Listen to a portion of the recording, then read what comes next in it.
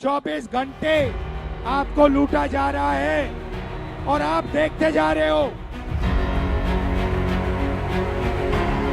मनमोहन सिंह जी की सरकार ने कहा था कि संपत्ति पर पहला अधिकार मुसलमानों का है। संसाधन पर पहला अधिकार देश के गरीब का है, आदिवासी का है, दलित का है, पिछड़ा समाज। मेरी माताओं बहनों, ये आपका मंगल सूत्र भी बचने नहीं देंगे, यहां तक जाएंगे। नमस्कार, आप देख रहे हैं सुदर्शन डिजिटल और मैं हूं आपके साथ सोनम गुरु। राजस्थान के बांसवाड़ा में पीएम मोदी ने कांग्रेसी घोषणा पत्र की मंशा को आईना क्या दिखाया कि इंडी गठबंधन वाले तिलमिला उठे। बांसवाड़ा की रैली में पीएम ने वही तो दोहराया जो कांग्रेस ने अपने मैनिफेस्टो में दावा किया, लेकिन चटपटाहट ऐसी कि मानो पीएम ने कुछ गलत कह दिया हो। प्रधानमंत्री ने रैली में कांग्रेस के मैनिफेस्टो को कोट करते हुए कहा कि ये वही लोग हैं जो कहते थे कि देश की संपत्ति पर पहला अधिकार अल्पसंख्यकों का है। अब ये अर्बन नक्सल की सोच वाले कह रहे हैं कि देश की संपत्ति का बोरा लेंगे और फिर उसे उन लोगों में बांट देंगे जिनके ज्यादा बच्चे हैं। चलिए सुनते हैं कि इसमें माननीय प्रधानमंत्री मोदी क्या कह रहे हैं। देंगे। और पहले जब उनकी सरकार थी उन्होंने कहा था कि देश की संपत्ति पर पहला अधिकार मुसलमानों का है। इसका मतलब ये संपत्ति इकट्ठी करके किसको बांटेंगे? जिनके ज्यादा बच्चे हैं उनको बांटेंगे। घुसपैठियों को बांटेंगे। क्या आपकी मेहनत की कमाई का पैसा घुसपैठियों को दिया जाएगा? आपको मंजूर है?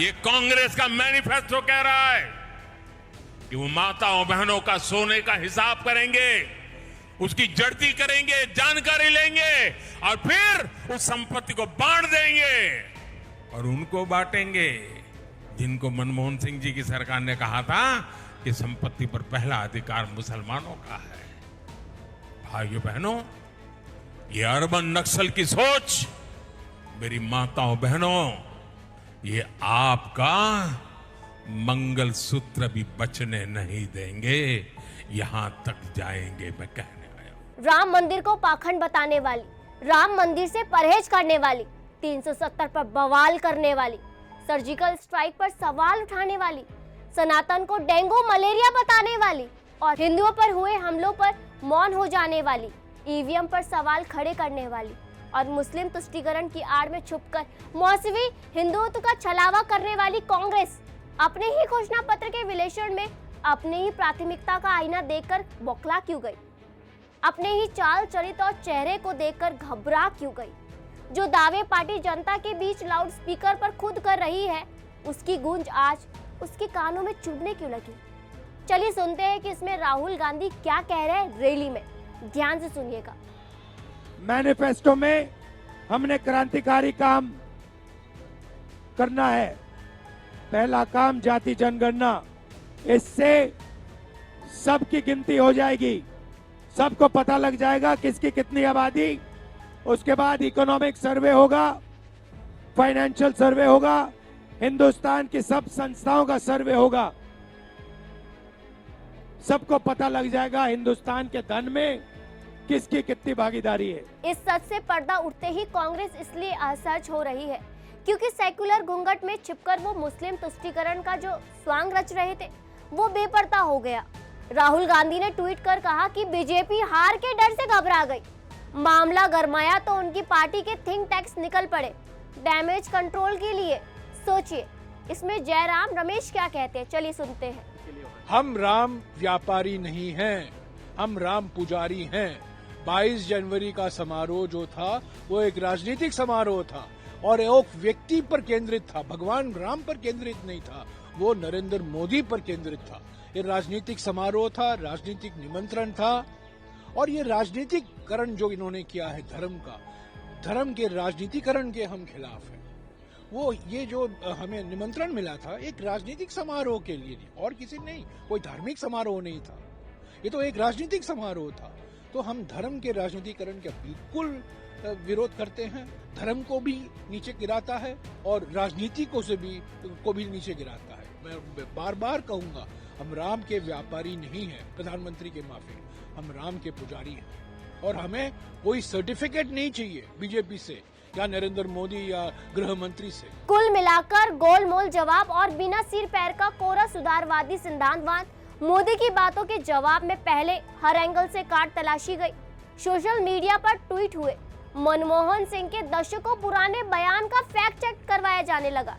बात नहीं बनी तो मल्लिकार्जुन खड़गे ने कहा कि तानाशाह की कुर्सी डगमगाने लगी तो वहाँ हेट स्पीच दे रहे हैं। कपिल सिब्बल तो शब्दों की मर्यादा ही लांघ गए हैं, कहा कि पीएम ने पद की गरिमा धूमिल कर दी है। चलिए सुनते हैं इसमें कपिल सिब्बल क्या कह रहे हैं। नफरत के घोड़े का दूल्हा बनकर आप कभी हिंदुस्तान को बरकरार नहीं रख सकते। मुझे इस बात पे बहुत निराशा है क्योंकि हम प्रधानमंत्री के पद की इज्जत करते हैं, वो जो भी उस पद पे बैठा हो उसकी भी इज्जत करते हैं, लेकिन जब प्रधानमंत्री इज्जत के लायक न रहे तो जो भी बुद्धिजीवी लोग हैं इस देश में उनको आवाज उठानी चाहिए।